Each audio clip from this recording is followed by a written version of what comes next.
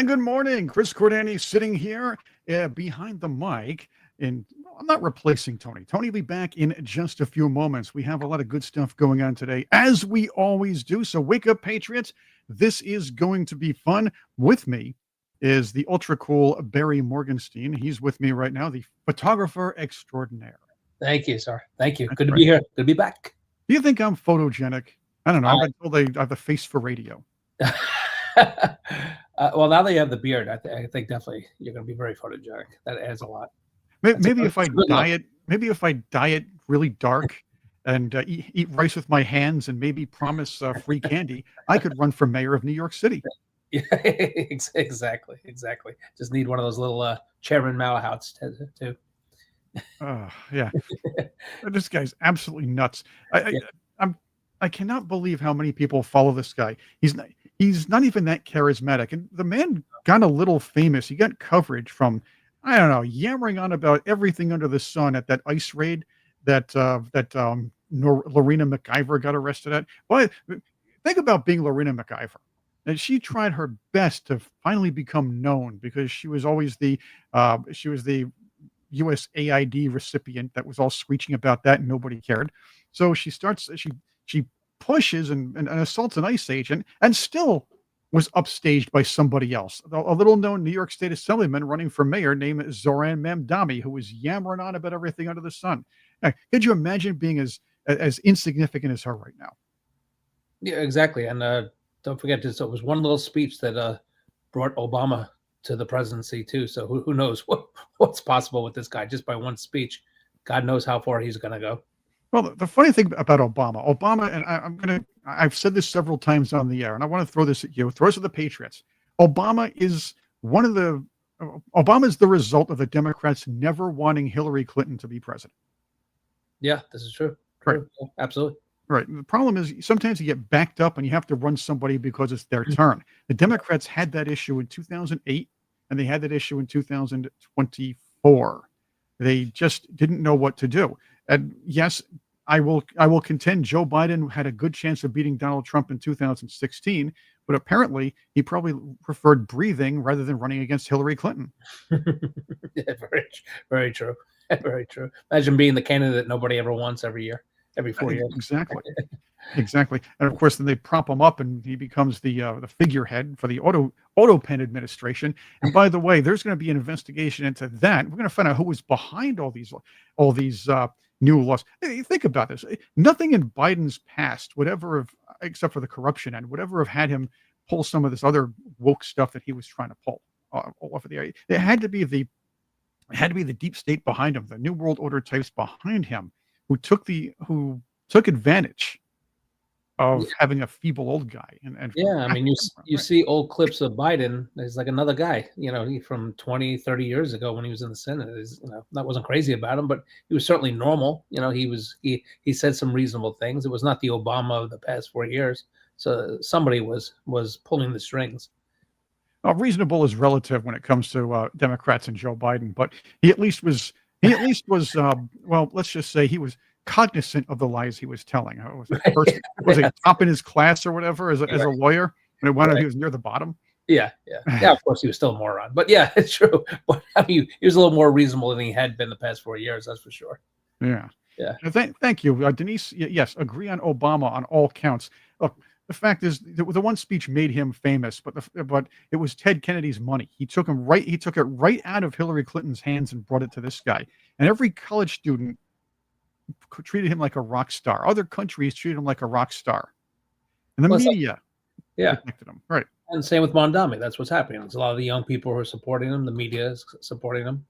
A lot of it is the rich old white women in the Upper West Side, old hags who are socialists, and they think he's cool or whatever. So, but a lot of it's young people too.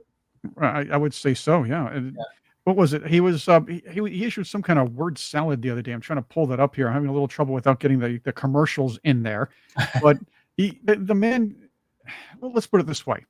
In the absence of brilliance, people use a plethora of words. I do my rants here because it's part of my act and it's funny. But when I'm here doing this, I'm straightforward with you. I have to kind of be a little more eloquent because we have to save time. The fact is, this guy, when he's asked any real questions, he starts talking around it using his regular platitudes Right. and then spinning it back. And he doesn't really get follow-up from these reporters either. No, of course not. No, Democrats never do. Right. Now, there is a little bit of backlash going on. And you know about this story with the Charlotte stabber. Of course. Right. Well, this is a big deal. And I want to get your thoughts on this, and I want to hear from the Patriots about this. We did talk about this yesterday, but there are new things that have come to light that I wanted to double check on to make sure. But the fact is, this crazy guy, had a rap sheet longer than Ron Jeremy. Mm-hmm. Yeah. and this killer was let out in Charlotte by another by one of the usual Democrat cashless bail schemes. Right. Of course.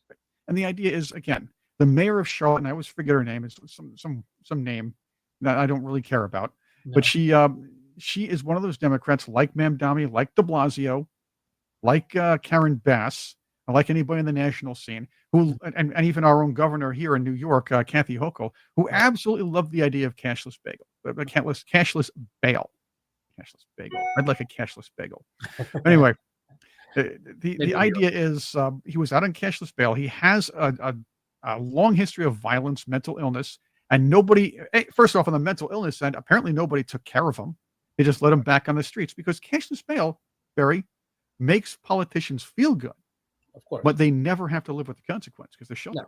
No, that's what they do. You should show that lineup of his mugshots where they're like 15, 16 past mugshots and just keep letting him out. And like you said, didn't get him help. Not that would have helped probably, but I mean, at least attempt something. Just instead, they throw him on the street. Yeah, Democrat leaders don't care about the public. They care about feeling good, what makes them look good or feel good, and the consequences. Oh well, it's not their family members, so they don't care.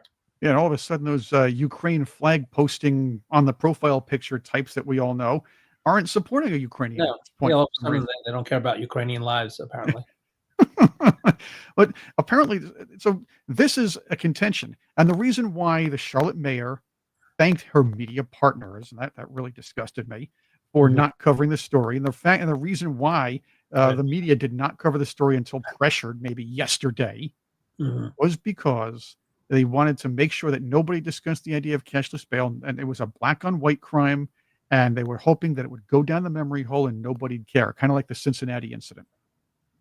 Yeah, and CNN actually had the goal to actually say the president said President Trump only brought it up to make it political. I mean, the media is disgusting. They're vile. Yeah, it's just it doesn't go. It goes against their narrative. So yeah, they want it to disappear.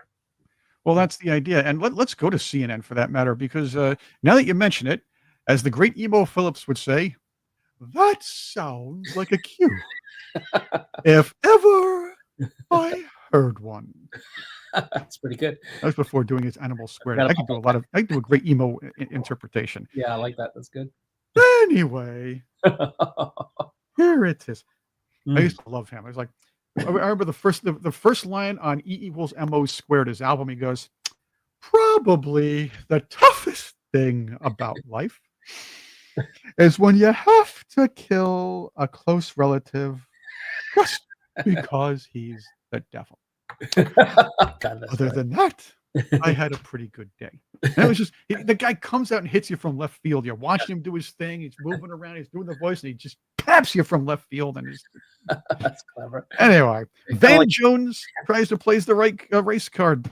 Oh, shocking! Voters once they called attention to it. So certain people have been looking for an opportunity to find a case like this, to make a point like this. Certain people and find a case. There are millions there are lots of cases like this. Millions is an exaggeration. There's whole loads of cases like this. You don't have to look for one, Barry. Right. Yeah. More cases like this than what they try to claim there are cases like. Yeah, the only real case is this one. She's a head case. Yeah, exactly. This is Charlie Kirk. Why he says this hasn't gotten a lot of attention. A white Ukrainian refugee was murdered just because she was white. Everybody knows that, obviously. If a random white person simply walked up to and stabbed a nice law-abiding black person for no reason, it would be an apocalyptically huge national story used to impose national sweeping political changes on the whole country. Instead, Megan Basham, no one seems to care when a white woman gets stabbed to the death. Wow. He said white a lot. Oh, he said white a lot, Barry. Oh my God. Wow. Wow. He's a Klansman, obviously. Let's try this. Let's try You this. know, he's telling the truth. What he's saying is fact. It just happens to be facts. All right, let's try this, Barry. White, white, white, white, white, white, white, white, white. Did I say white too much? Patriots, did I say white too much, or should I say it some more? I join you in chorus. Yeah. We'll do the song. Yeah, exactly. Well, we are talking about it here, so I guess True. I mean, I don't think that's fair. Look, being in the system, because I have represented people who are mentally ill, and here's the balance. The balance is taking away people's freedom versus evaluating their mental illness. And New York City, there are a lot of programs for people who are mentally ill, but they have to want to be there. Yeah, and it's It's super about difficult forcing them because to be there. when you are mentally ill, you have a hard time knowing that you are mentally ill. Yeah, But also, I mean, people like Charlie Kirk, they've been looking for opportunities to make this some sort of like reciprocal George Floyd situation. Reciprocal George Floyd situation. Can I ask you a question, Barry? Yes. What was this nice Ukrainian girl Mhm. on a speedball at the time? Was he trying to attack a cop? Right. Yeah. At the time? Exactly. Yeah. And did she die of an overdose, basically? Right. Yeah, she did not. This woman was Yeah. minding her own business. I want to get to a On couple her of cell things phone, that minding right. her own business. right. I want to get to a couple of things she may have. That I'm not blaming the victim on this, but No, of course I not. believe in the future, young people should understand that having the headphones on and not paying Right. attention to your surroundings in a subway is something you Totally. shouldn't be doing. But I'm going to digress from that because these criminals shouldn't be doing what they're doing. And he comes up and stabs this woman. So Mhm. these people are trying to turn it into a race issue, and she actually has the gall to say we are that certain people. I guess that's us, Barry, and us and the Right. Patriots. Are we certain people? Are Apparently- implying us racists and bigots Right. are trying to turn her into George Floyd. She could never be a George Floyd because I don't think I remember this woman ever pointing a gun at a pregnant woman's womb. Right. Right? Exactly. Yeah. Yeah. Wasn't a drug Does she dealer. have a rap sheet as long as her murderer? Yeah. Yeah. But you know what? But she won't get a statue. She won't get a golden casket. Right. She won't get murals painted of her, in the city. Yep, and she won't have the mayor kiss her coffin either. Yeah. And Oh. Like a fry. I'm going to bet you the mayor's not showing up at it either. Yeah. Exactly. Funeral. Yeah. Exactly. that's the part that I think he's almost giving away the game. And it's sad to see a lot of people going along with it. Let me just say a couple of things. One is, what happened to that young woman was horrible. And it's everybody's nightmare. If you're in any public space, a subway, whatever, that something bad is going to happen to you or somebody you care about. So it does strike a chord. We don't know why that man did what he did. And for Charlie Kirk to say, we know he did it because she's white, when there's no evidence of that. Oh, wait a minute. What Have about you heard the audio of the guy speaking afterwards? Yeah, what about the part of the video where he says, I got me the a white white woman? Yeah, got me a white woman, I think he said. Yeah, Over and over. He was muttering it over and over again as he's walking away. right. So, yeah. And is Van Jones pretending to be ignorant, or did he, as most Democrats do, see a headline or two and decide that that's what happened without even investigating a little more? Yeah, they don't care whether they're telling the truth. They just gaslight and just, again, they have a narrative that they have to fit. They're going to twist the story. They're going to lie, and they're going to just assume their listeners, which they're probably correct, their listeners are ignorant and are going to believe it. Well, pretty much as we've seen, they are. It's just pure race mongering, hate mongering. It's wrong. Then he's Hi, Pot. My name is Kettle. Oh, wait a minute. Am I a racist for saying that, by the way? According to Van. the And thing what about is that? cashless bail. What was that? Next one.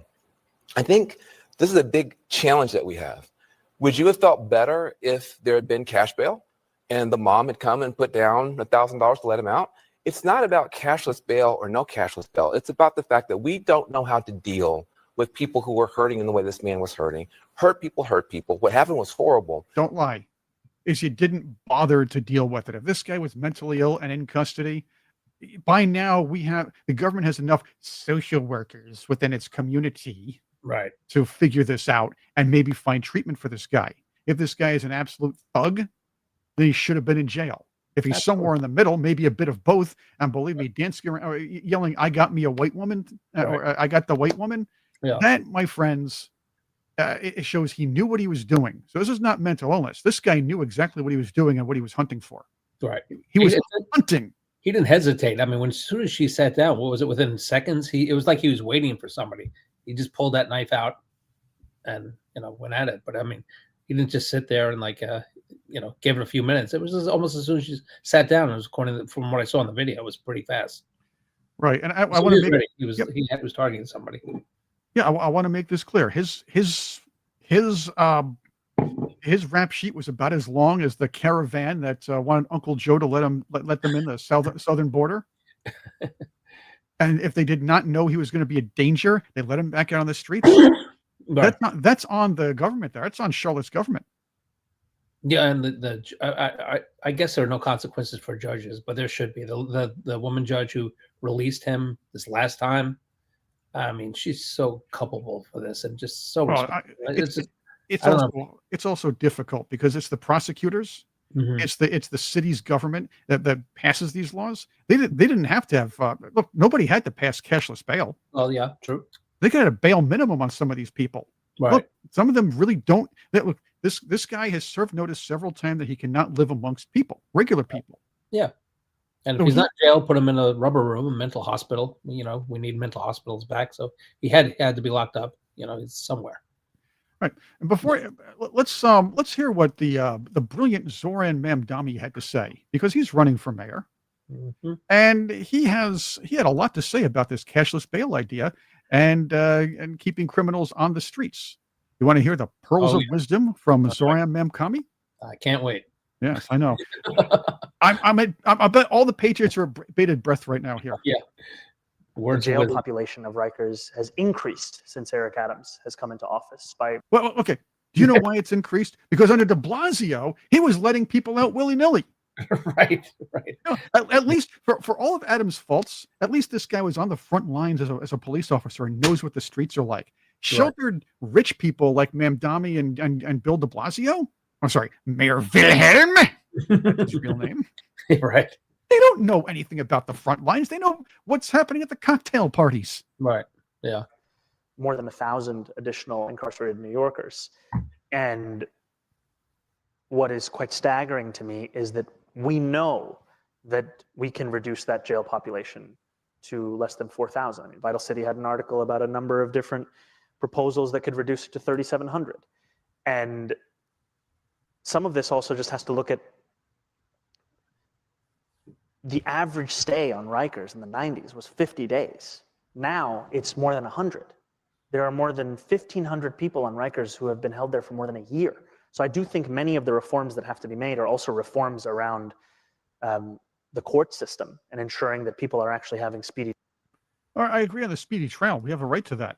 The fact is, New York is backed up. And why? Because people like de Blasio, people like Mamdani, people who are in the city council that allow criminals to run rampant, encourage more crime. And now the system gets even more backed up because, where are you going to put them? Of course. Common sense. Common sense, which these leftists don't have. Commie sense. Common sense, right. What do you think out there? What do you think out there? Let's go to the Patriots on this one. And I want to get to something else with this. And we live in a time where criminals are allowed to run free and run rampant. Yes, I like this. By the way, man cases, when you see a young man like this with such bad ideas, you got to know the education system is the source of all our woes. You know what? I agree with that too. The education system. I grew up in the 70s. I was in Same here. Right. We remember the old climate change, where they taught climate change to little kids. I understand the idea that we should keep the areas clean. Don't throw garbage on the ground. But common sense. This whole the world will end in 2 or 3 years and all the polar bears will drown. That was all BS. I think I figured that out in high school. Right. But again, But the education system, it gets people to think they're only oppressors and victims, and socialism is a good way to go because nobody's taught anybody about the horrors of socialism, the most oppressive form of government in world history. Absolutely. Yep. Like I said, give me one example of one socialist country that worked. Can't do it. Can't do it. Yeah, right. And believe me, all these socialist countries that they say they were. Oh, wait a minute, they're going to tell you they never did it right. Right. People just get rid of them. I mean, so they just get out of these countries. They escape socialism to come here, and these young idiots. That's right, as the great Blackadder would say, "Young man, read young idiot." I also have to say, we live in a time where Democrats are running these cities and letting criminals run around rampant. This woman left a war zone to come here, a war-torn country to come here and live in peace. Mhm. The fact is, though, I work in the city at times. I used to work in the city a couple times a week, and I take the subway, and it was a long commute because it's the train and the subway. Every time I'm on any kind of public transit or walking anywhere in the streets, and not just New York City, any urban area, I try to make myself aware of my course. surroundings. Living in a blue city is like living in a war-torn country, Right. basically. So let me make this clear. I'm not blaming this woman for No, being of course. murdered, but I am saying in the Be future, aware of your surroundings. teach your kids to always be aware of their surroundings, men or women. You look around, see who's a threat, stay away from anybody who could be a threat. And by Right. gum, please, I know you want to keep yourself occupied on the bus or on a long trip, but headphones, Right. they And close you out on earbuds. They close you out to the outside world for the most part. You're looking at your phone and listening to something or watching something. right, head down. Right. You can't hear what's going on around you. Right.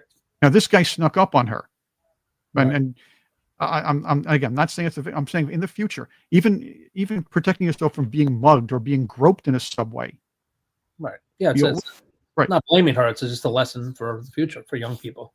Right, and I believe parents should teach their kids that. So Absolutely. let's not make light of what happened, but it's up to us at times. It's up to us sometimes. Now, R.D. Bull says, "Why didn't the men stop the murder of the Ukrainian?" Well, Happens. I believe, well, it did happen fast. Yeah. And what happened to Daniel Penny? Right. Well, that's true too. That's another point. Great point. Right. Who hesitates now that maybe would have jumped in sooner? Thanks to the- Police nowadays are afraid of being called racist. Right. So they'll hesitate also. The police are going to hesitate. Citizens are going to hesitate to jump in and help them figure out why bother. Right. You know, police aren't allowed to stop criminals. We're certainly not allowed to. We're going to have to spend hundreds of thousands of dollars in attorney fees, maybe spend some time in jail. Right. It's like, you have to wait. These things you have to think about, in a quick second. So you're going to hesitate and maybe not help, unfortunately. Now, yeah, here's another one. I slightly lost my train of thought because I was reading some of the comments here, and they're all really good here. I'm trying to pick and choose which ones I want to discuss here, only because there's just so many great ones. But I do want to say that we did talk about the here you go. Ferguson effect meets Daniel Penny. That's what I wanted to get. Red Exactly. Ginger's comment here. I kind of lost it. I'm glad. So here's I don't something. Right. So let's take that into effect, and people are probably just stunned. They saw what happened. It happened very fast, and they're probably afraid to subdue them. Even Right. even though there's more men in numbers, because you come out there, who's going to get arrested? Who's going to get picked up? A bunch of white guys who overtook a black guy. There's no question. Right. Yep, no question. That's in the back of your mind all the time. Look, I mean, and even cops who try to subdue a black criminal get arrested if something goes wrong. Right. So let's put that there. And secondly, let's be serious. We're not Liam Neeson in his movies. I would like to think that I would be brave in this situation, Right. and I think I would be. I don't think I really hope I would be. But let's also understand a crazy guy with a knife versus a one-armed human being Right. would result in a huge loss. Right. Right. Unless you're skilled. Now, I'm sure Tony could pull something off like that, but he's specially Exactly. trained. Right. Exactly. Right. I know a little self-defense. I Tony. learned boxing. Yeah. But unfortunately, if it's us versus a knife with a crazy guy, there's a good chance we're getting stabbed. Right. And I mean fatally wounded. Somebody in the comments mentioned Bernie Getz from the 70s. Another good example of Oh, absolutely. right. I think that's when it all started. When a citizen tried to stop a criminal, and look what he went through. Yeah, and Pat Carr also asked me a good question here. What is Tony's link to his new gig? I'm going to put that on here before we bring in Ruthie in a little bit. It's ColonelTonyShaffer.com.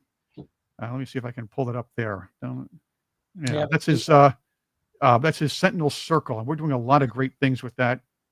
So and there's going to be a lot more content coming, all exclusive. It's a lot of fun to be there. I'm helping him out with that. I'm his producer at this point. We also do the Great. Sunday debrief on his X page for subscribers. So we're going to like interject all of that. I do tease a little bit of it so you know what's coming, but we do like to throw things around. But again, we got Ruthie coming in a couple of minutes, but I implore all of you with kids, nieces, nephews, even in a college setting, always be aware of your surroundings. You're going to walk in a city, you're near a protest. Always be aware of your surroundings. These gangs of LARPers, these Antifa LARPers, they can sneak up behind you. They can do it. They'll throw things at you. Look, they're just people who are downright evil and shouldn't be living amongst us. And the Democrats want to let them roam among us. Absolutely. Right. Yeah. So if they're not going to protect you, we have to protect ourselves. Yeah. And this generation needs to know: get your face out of the phone. Keep it. And again, I'm not blaming this nice Ukrainian girl. No. But future, millennials, Gen Z, get your face out of the phone. And get your earbuds off if you're going to be in the subway, so you can save yourself a little bit. Yeah. Yeah, she barely glanced up at the guy that was sitting behind her. Maybe she would have seen something in his eyes that he looked evil or crazy. Maybe she would have sat someplace else. So I mean, yep, Man K, you're right. I tell my kids, keep the phone in your pocket and do not go to protests. Oh yeah, don't go to protests. No. At least not the stupid ones. We can go to a good protest, right? Although again, if you go to a protest on our side, the media will call you racist and try to get, and these liberals will try to get you fired for just showing up. Yeah, exactly. We don't have time to protest anyway. We have jobs. Right. And another issue, RD Bull, you bring this up, in Charlotte, a licensed concealed carry cannot carry in light rail. That's another reason a lot of guys can't jump in, because they're disarmed. Well, right. Exactly. Right. Yeah. And these people know that regular people are disarmed, unarmed. Right. In blue cities, for sure. Right. Now, Tony's on Newsmax. He'll be coming in, but I have the honor now, and you have the honor, Barry, of talking with and interviewing the great Ruthie Blum, who's a friend of mine. Hey, eyes off the phone, don't you? Yeah, eyes off the phone. But you don't understand. There's huge breaking news right now. I am just kidding, Ruthie. I am just kidding. Because, but look, let's go to the breaking news then. Ruthie has an exclusive here for Wake Up Patriots. Right, I do. The Israeli Air Force just struck targets in Doha in Qatar, where a meeting of the Hamas leadership was taking place. And so far, apparently a few of those leaders, maybe all of them, I don't know yet, have been taken out. Beautiful. Including, hopefully, Khalid Mashal.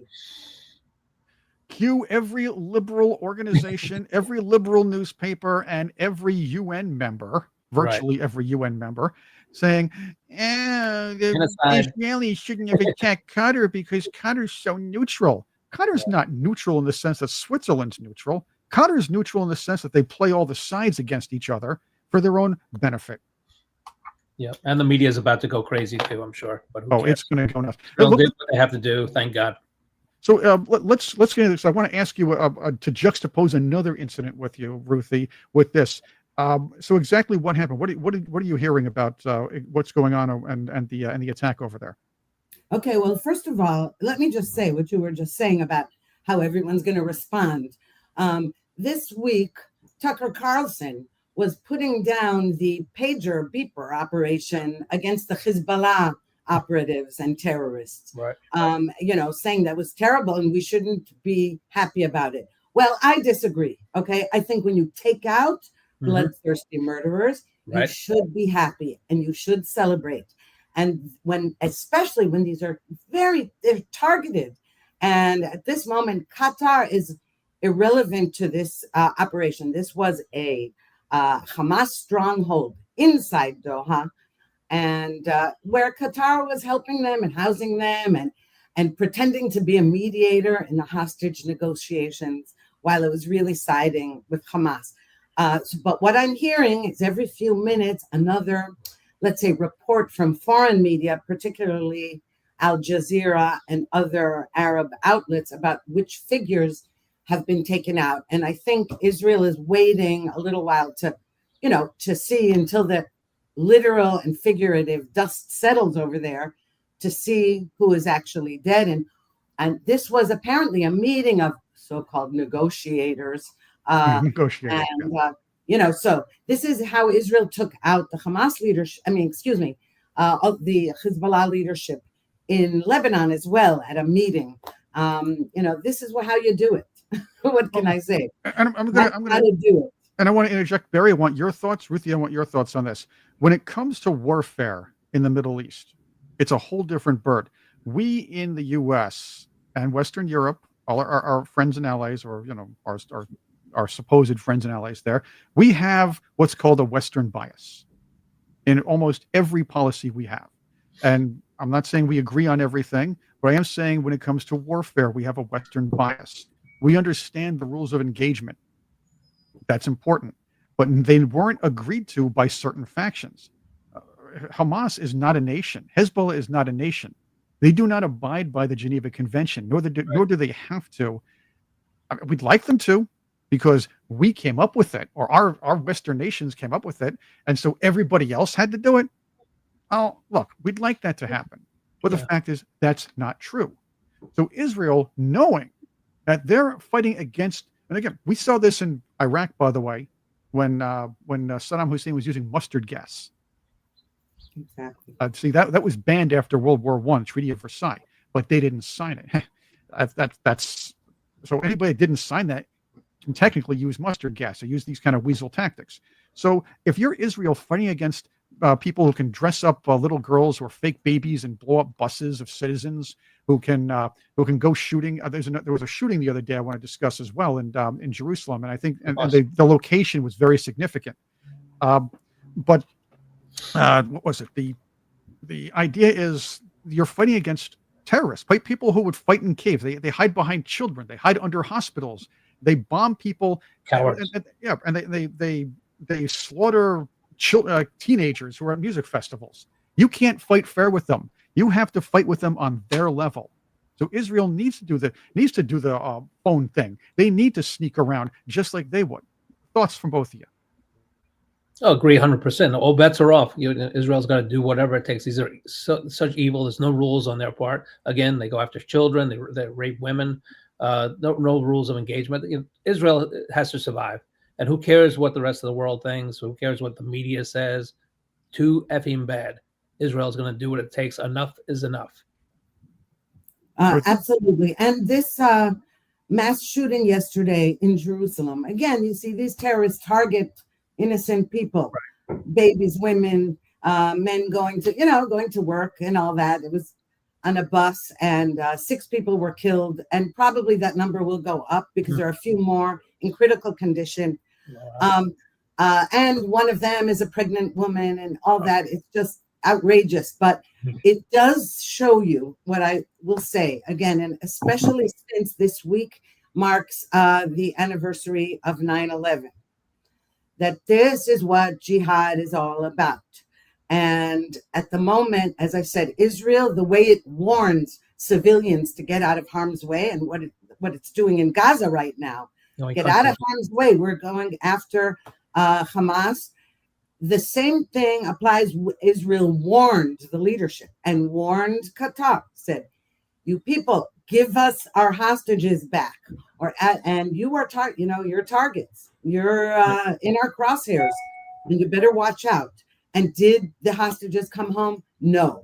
I mean, over the course of the last almost 2 years, several did come through these deals that were ceasefires that enabled Hamas to build more tunnels and regroup and all of that stuff.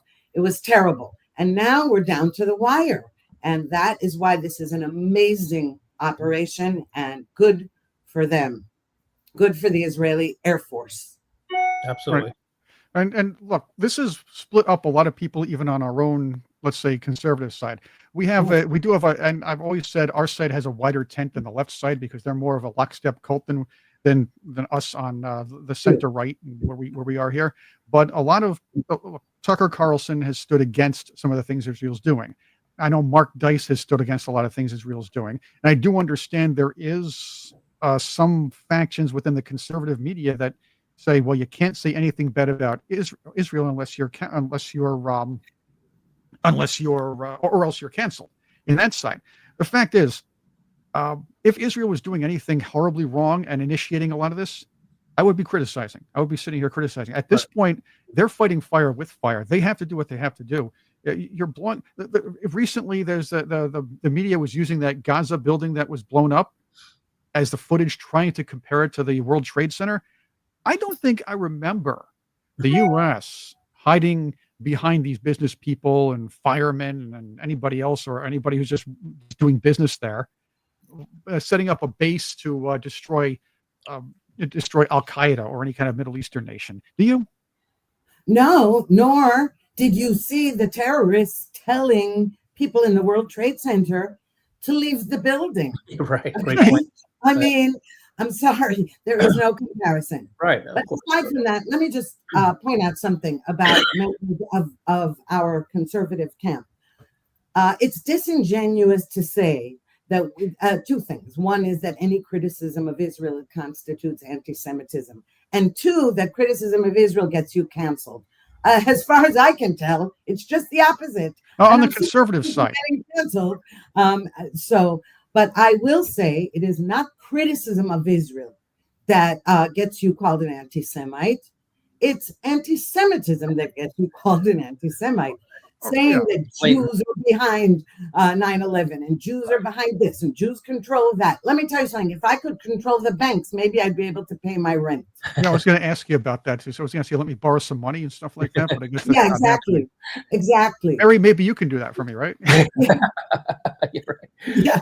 No, when people say, "Oh, we should be allowed to criticize Israel," but criticize them for what? I can't find one. It's good. If they did anything wrong, right? It's good versus evil right now. Right. So we should be allowed to criticize anybody if they do anything wrong. I have my criticisms of what the Trump administration has done, but it's small, and you think it's a net positive. Even if you think Israel may have done one thing wrong, and I don't. At this point, they're fighting fire with fire. But yes, there is a faction of on the conservative side that says, well, you can never criticize Israel. And that, unfortunately, is a bad thing, too, because then you fall into that trap where everything somebody does is always right. You can't just say, hey, wait a minute, maybe you pull back on one thing. But you're still net on the full net, the whole thing. You're doing the right thing. Right now, Israel's in the right here. Right. And it's they not were just attacked. that. Right. It's not just that. It makes no sense. Let me put it this way. Okay. In our conservative camp, most of those people would, if they saw the opposition camp in Israel, the protest movement, the left, okay, and under any other circumstances, they would be agreeing with me about what's wrong with the left. And the left in Israel, the fact that they are using left-wing talking points is very interesting in this particular case. And that's suspicious, you see. That's what I would argue. I would say, hey guys, I don't get it. What are you? You're using Mamdani's talking points, and the Israeli left too. There are plenty of those because America and Israel have a lot of similarities, and our quote unquote peace camp is just like the woke people in America. Yeah, and keep in mind, I reiterate this again. Benjamin Netanyahu took a lot of guff from his own side for trying to extend an olive branch to Hamas, because the fact is, what he already knew, even though he tried to fix, he's reiterating now to the United Nations types and the leftist media, saying, look, these people can, unless they really come to the table, they will not negotiate. And even when they do, they keep pulling out, and they're a threat. But look what they did to innocent citizens, and that's something I just have to keep going. They're doing things to they're hiding behind their own innocent citizens. And they're murdering and slaughtering Israel's innocent citizens. Yeah. What can you do? Right. You're under extraneous circumstances. This is not like an American versus. This is not like World War II when there were rules of engagement, as I said before. Yeah. Any innocence in Gaza is at the hands of Hamas. That's it. Right. Exactly. And also, Chris, I may have said this too before on the show, but I'll reiterate it. Right. Imagine if the day after 9/11, by the way, Americans are just not used to having war on their own shores. Right. So 9/11 happened and it looked like a Spielberg movie, and it was like, okay, the apocalypse is on us. I mean, the whole world felt that way, not just Americans. But imagine if the next day began missiles flying from New Jersey over the Hudson River into Manhattan for the next 2 years. Okay. Right. I mean, so when you say, what do you do? I just think that Israel is held to an impossible standard that no other country could possibly live with. Of course not. Oh, yeah. It's fair. And are you sure you guys don't control anything? Because I really could use that money, by the way. Yeah. All right, Ruthie and Barry, I want to get your opinions on this as well, because this happened, I think it was Monday. There was a shooting, and it was a shooting by two Palestinian militants. Hamas and Hezbollah have not taken credit for this, but Hamas has congratulated and praised these two. It took place in Jerusalem. You see the shooting here, scattering people. 6 people died, and 11 were injured. And you'll see scenes of people out again. If you, this is dangerous. I'm not showing anybody anything really graphic here, but this is what happened. The forensics teams are out. This happened in a section of Jerusalem, and this is important because it's not just a regular shooting. This happened in a section of Jerusalem that was annexed after the 1967 war and technically not recognized by several nations, and I believe the United Nations as well. So I believe this attack was significant. And again, 9/11 week, you want to go with that. But let's talk about that, Ruthie and Barry, because this, I know it sounds like it's just a regular terrorist attack, and I hate to put it that way to many people, but this was significant because of the location and probably even the date. Yes and no. I mean, it was significant in the sense that these two guys came from what most people call the West Bank, Judea and Samaria, or the area of the Palestinian Authority. They slipped through a fence, and it's also a question of opportunity. And they chose that hour because it was early in the morning when everybody's going to school and work and everything. And it's kind of a hub where various buses cross and stop. And so that was why it was chosen, not necessarily because of where it was located. You have to understand, those kind of terrorist attacks were just the norm and have been for years and years and years. And because we're so preoccupied with the Gaza war and with the Houthis in Yemen and Hezbollah and Syria and Iran and all that, we kind of forgot that the Shin Bet has been thwarting these kind of attacks that happened yesterday. There would be dozens and dozens more like that. Just this one slipped through the cracks. They didn't have enough intelligence on it. So actually, what you have here, and it doesn't matter if Hamas praised it. Of course, Hamas praised it. But these guys may have been members of Fatah, which is Mahmoud Abbas's party, and may not. But the point is they're jihadists, and they're jihadists among us and jihadists around us all over. And by the way, those jihadists have completely infiltrated Europe through immigration. Not all the immigrants are jihadists, but the thing is that so many of them came in that way, right, to Europe, and you're seeing what's happening over there. With it's actually very worrisome. So as I said, this thing that happened yesterday was really tragic, but Israelis sadly are used to that kind of terrorist attack. More of a reminder of why there'll be no two-state solution. Exactly. Yeah, and when I was a lot younger, a proponent of this because it just sounded like a better idea. The fact is, though, you read more and more about it, and I'm going to also allude back to what John Quincy Adams wrote about Islamism. That, look, the Quran itself said you can negotiate all you want with people, but you don't have to agree to them if they're infidels. You can just lie and say, hey, yeah, I agree to this, and just not bother. Mm-hmm. So without eradicating Hamas, even if there's a treaty, I suspect that it's not going to happen. So I understand I might have been reading into the location a little more. I do think there is a significance there, and it should be noted that if it happens there in this hub, I know there are other hubs we can use, but let's look at it this way. Well, let's look at it this way. You have to, if this terrorist organization will fight tooth and nail to the very end until there's one person left, and that's the way they're designed. That's the way terrorists are, especially in a jihad, because they think they're going to be rewarded in heaven, or what their version of heaven, if you will. You have to eradicate them until there's none, and nobody carries that flag ever again. And Right. again, the Western bias that we have is always, hey, you know what? Let's beat them up till they surrender, and then they'll just go away and not do anything. It's not even wartime now. Well, we should have learned in Iraq. You go away and they surrender. You take over. You try to nation build. We had to face 20 years of insurgencies there in Afghanistan. It's not going to go away if Hamas just surrenders and says, "Fine, that's it. We're done. We're not going to do it anymore. We promise." Blah blah blah. Look, if you compare that to what you were talking about before, about crime in the United States and about that horrific murder, senseless, horrific murder of the Ukrainian girl on the light rail, okay? The Western mentality isn't just relevant to wartime. It's relevant to the whole attitude about good guys, bad guys, who should hold weapons and who shouldn't, and what constitutes, I would say, your moral compass. So you can see that Westerners are always making apologies for the criminals. You notice that, right?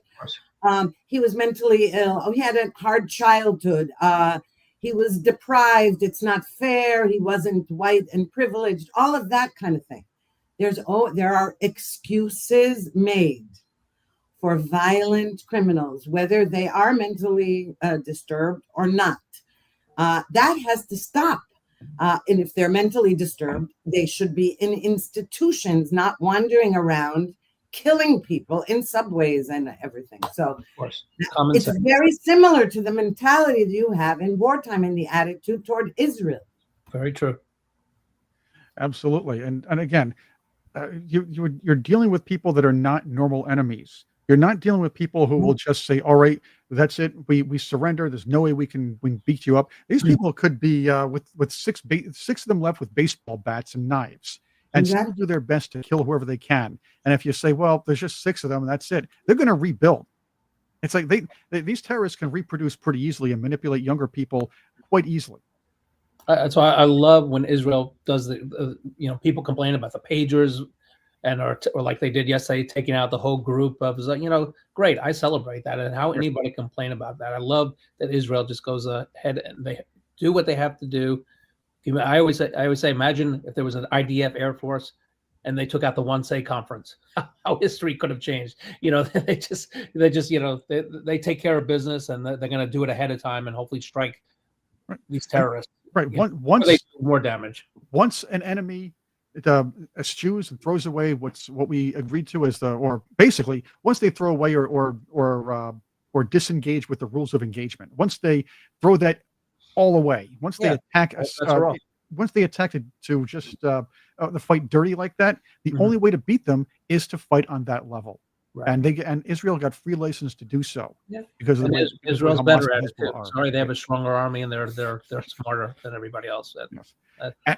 And Iran should not be held, shouldn't be pushed away like this. Oh, they're a nation. They're an organized nation. We could fight them, blah, blah, blah. Yeah, we can. The fact is, though, they're the ones funding these terrorists. Right. They're the ones behind them. They're a lot of the mullah government there is likely training these people and finding ways to, let's just say, ignite the fire in some young people to put together this. And yes, maybe even an up and coming new terrorist group. Hey, yes. I mean, we didn't hear of the Houthis until recently, right? Mm-hmm. Right. And so there's the Houthis and Iran's funding them, although their latest drone strikes on Israel that were intercepted, by the way, apparently those drones did not come from Iran. Apparently they have some homegrown ones now. That's one. Number two, don't forget the Qataris fund Hamas and other terrorist groups. And by the way, we know this. Qatar has infiltrated, pays for things all over the world. American universities, European, Israel, they've got their hands in every pie. You got me right there. I was just about to jump in and say, and don't forget they're funding Ivy League colleges here in the U.S. and that's in turn they're producing anti-Americans. Look at the protests over there, but they're also producing anti-Americans in the so-called intellectual space. And I will tell you this: over the last 20 years, the poor excuses for intellectuals that America has been pushing forth have actually personified the dumbing down of this nation. And I believe Qatar is even funding that now that we talk about that. That's right. That's right. And that's why I was very relieved to hear that President Trump began to penalize these universities by saying, I'm sorry, no more federal funds for you. You keep this stuff up. Yeah. No federal funds. Of course, they're rich anyway, and they get money from elsewhere. But still, it's a very important gesture, important move. For sure. So before I close out, Ruthie and Barry, I wanted to kind of throw this at you just for fun, because amidst all the news that's happening, Hakeem Jeffries always tries to get himself the spotlight. And he really didn't get the spotlight for this, but check this out. He just decided that, well, he needs attention. So he's putting together a subcommittee to reinvestigate the January 6th people. And it's absolutely silly. Is that Fang's boyfriend behind him? Yeah. What it looks like is he scraped the bottom of the barrel to put this team together. Take a look. This team is worse than the 1962 Mets, the 1899 Cleveland Spiders, and the 2024 White Sox combined. Check this out. It's my honor to designate Congressman Eric Swalwell as the ranking member, the lead Democrat on this subcommittee. And the House Democratic Caucus will be in good hands with Congressman Swalwell, with Representative Jasmine Crockett, and Representative Jared Moskowitz, all with the steady hand of Ranking Member Jamie Raskin. Oh my Steady God! hand. Wow. Wow. I don't think he believes this. Yeah, you're right. Raskin. Oh my God. I yield now. Well, may I say something about that? You know, the more the Democrats pull these stunts, the greater the chance that the Republicans are gonna take the White House again and again. I mean, what can I say? Yeah. The more ridiculous the left gets, the better it is for us. I mean, it's not good. It's not good for the country. Right. Because people vote for these people. Yeah. Right. Oh, it's not good for the country. And I say the same thing about Israel. But do you think it's an accident that President Trump won such an overwhelming election in November? It's not an accident. Right. No, I mean, nobody wanted to cheat for Harris enough. So that's another thing. Here's a little more from I believe, Swalwell. The Congressman from the great state of California, Eric Swalwell. Since the Civil War, what are the three most important dates in American history? December 7, 1941. It's not going to say January 6th, is it? September 11, and January 6th. Oh. No. Wow. Did Fang write this speech? Yeah, wow. He didn't say that. That is, Yes, he did. that is so, I have no words. I can't say what I want to say, but that's just disgusting. No, but I mean, does he want to be seen as a moron? Yes. I mean, all bets were off. No self-awareness. All bets were off after the fart. So that's it. It was all done. I mean, seriously, you can't make this stuff up. Yeah. Wow. Pitiful. And just look at that bottom of the barrel roster. Yeah. Right? Jasmine Crockett, and they would Jamie Raskin. I mean, these are the dregs of the Democrat Party, if you will, who are just this much above Rashida Tlaib and Ilhan Omar. Right, exactly. Yeah, it would be laughable, but they're very dangerous people, unfortunately. Right. At this point, they are. That's scary. Yeah. So, and the funny thing is, by now, January 6th is long gone. If the Democrats, well, let's just say, didn't want to keep trying to convince people that there weren't shenanigans going on and there were some problems with mail-in voting and things like that, then they would have just said, oh, well, January 6th was a protest. It turned violent. Blah, blah. Let's let it go after a while. But they keep pushing it because we know what they were up to.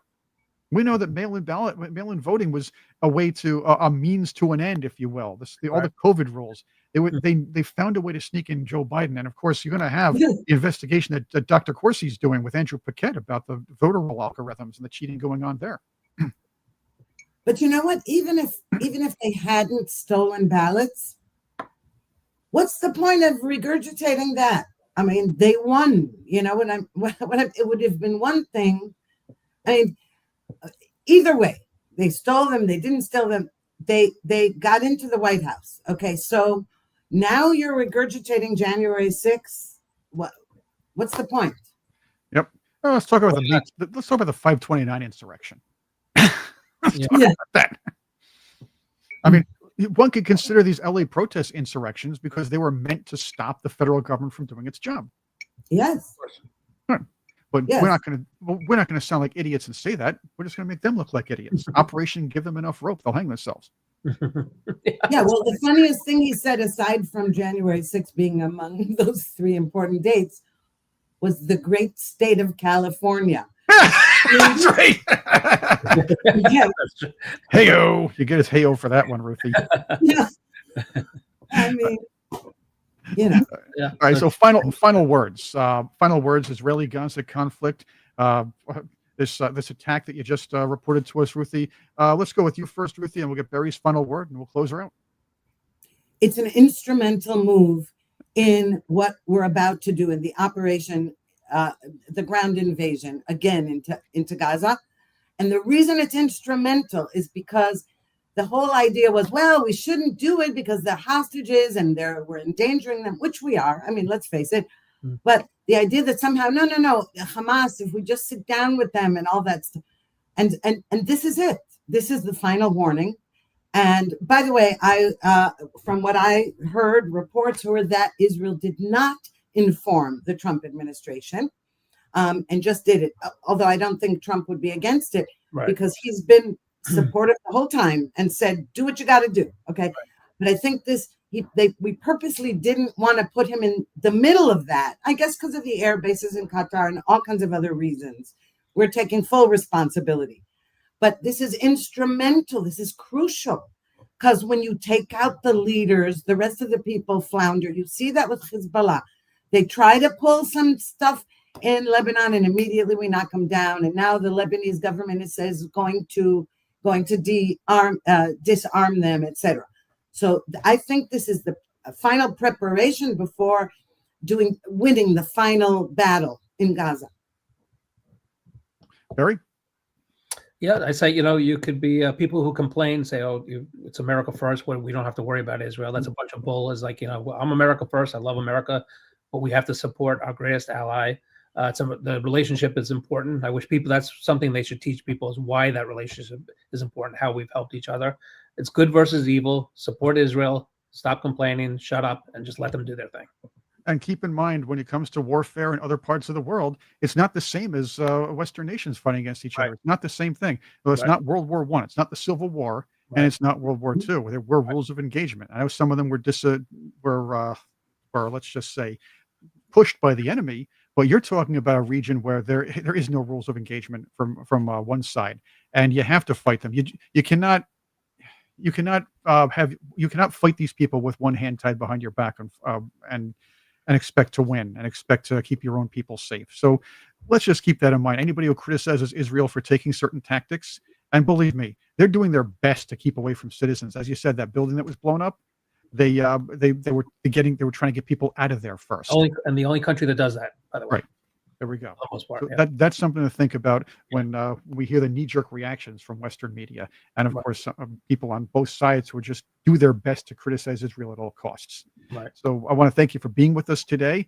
Thank you, Ruthie. Thank you, Barry, and thank you, Patriots. We got Tony back tomorrow, and let's have some fun.